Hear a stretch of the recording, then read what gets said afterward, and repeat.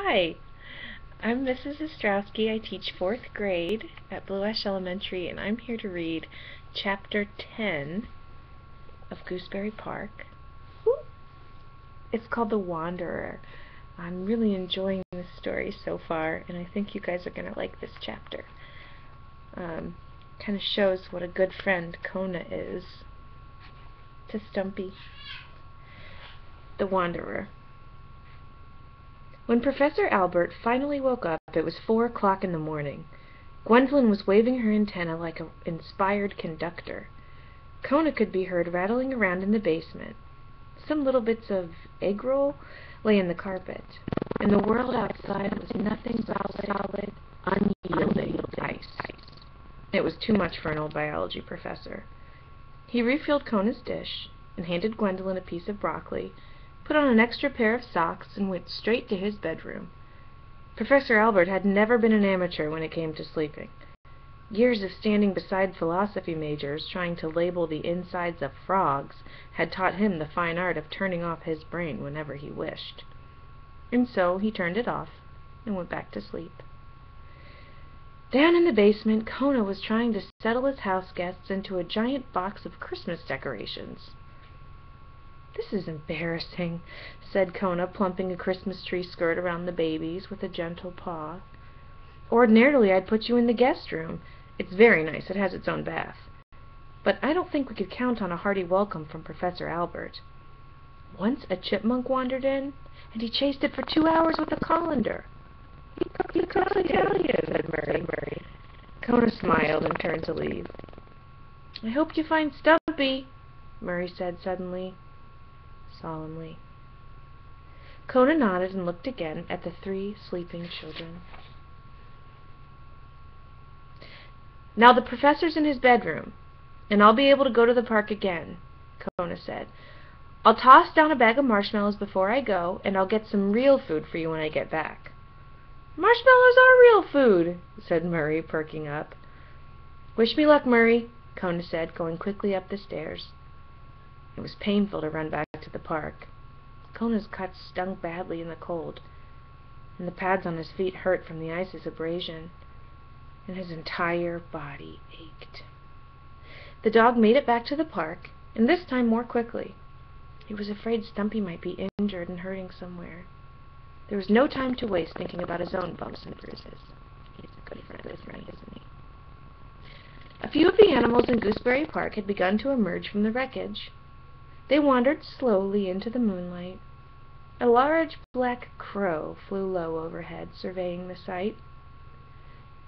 "Have you seen a red squirrel?" Kona asked to the crow. "A girl?" asked the crow. No, a squirrel. A little red one." Kona waited. The crow landed beside him. "A squirrel, you say?" asked the crow. "Yes," said Kona. "Red?" "Yes." "About this big?" said the crow, opening his wings. Yes, Kona cried excitedly. "No," said the crow. "No?" repeated Kona. The crow spread his enormous wings and left. "Gwendolyn was right," Kona muttered to himself as the bird disappeared. "Crows really are smart, Alex." I want to see a picture. Can you see the crow? And then there's Kona down there.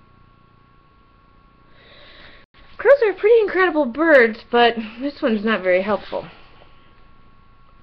Kona sniffed all around the fallen pin oak. It was difficult to catch a good scent with the ground so frozen, and so much of Stumpy's home scattered. A possum limped past. Her ear was bleeding. "I've lost my boy," she said to Kona. "Have you seen my boy?" "No, I'm sorry," replied Kona with concern. "Mama!" a voice cried out from a nearby spruce. The possum gasped. "He's there! I'm coming, dear! I'm coming!" Kona smiled and watched the mother possum as she made her way across the ice to her son. A small gray shape slipped down the trunk of the spruce and leaped onto her back. Watching them leave, Kona felt happy sadness. There they are. Isn't that cute? Possum definitely looks a little stressed out. Turning around, he called, "Stumpy! Stumpy!" "Who?" a voice from the branches of the fallen walnut. "Who?" it asked again. "Stumpy, little red squirrel," Kona answered. "Do you know her?" The owl lifted himself up, and he flew nearer to Kona. "I certainly do," said the owl. "She has those 3 little babies with the strange names. What are they? Up, down, top and bottom," Kona answered.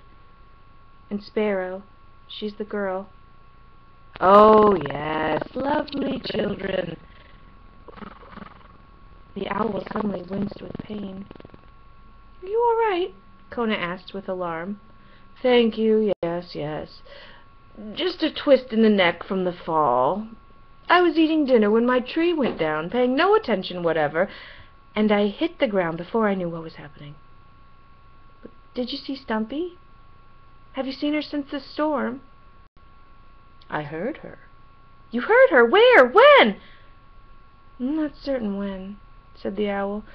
"The evening is a bit of a blur, you know, but I heard her. She was saying, 'I have to find Paradise Lane.'" "Oh my goodness!" exclaimed Kona. "She's looking for me, but she's completely confused. Paradise Lane is where I was born. It's not where I live now. My home is on Miller Street." "Oh my," said the owl. "That's nowhere near Paradise Lane."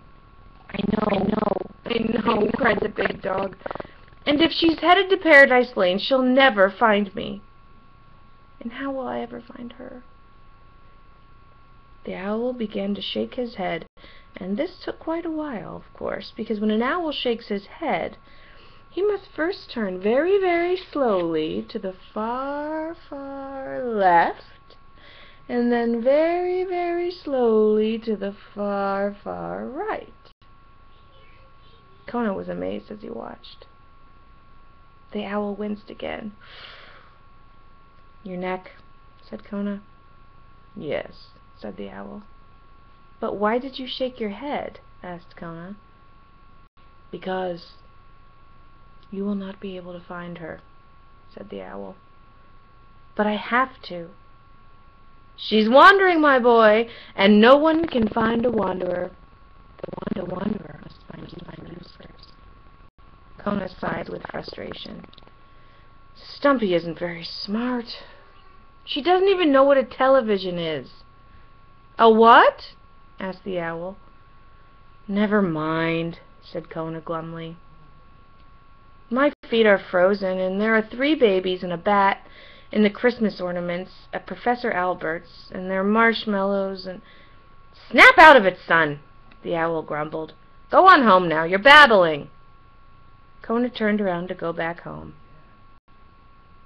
"And where are all of her yogurt cups?" he said, "and her rubber bands, and did Murray say he was Italian?"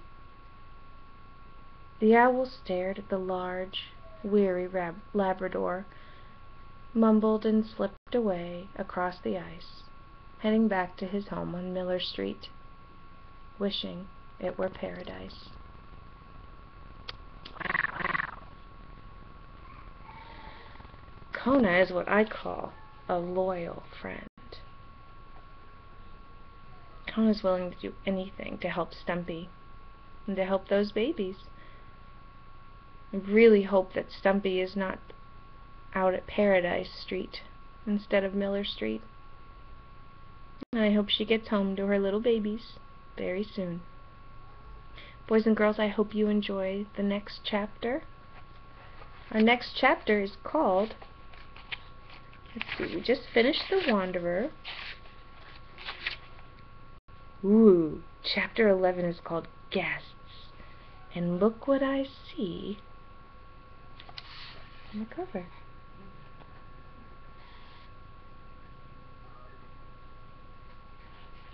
I'd like you to make a prediction right now and try to guess what do you think is going to happen in chapter called Guests. Okay, happy reading!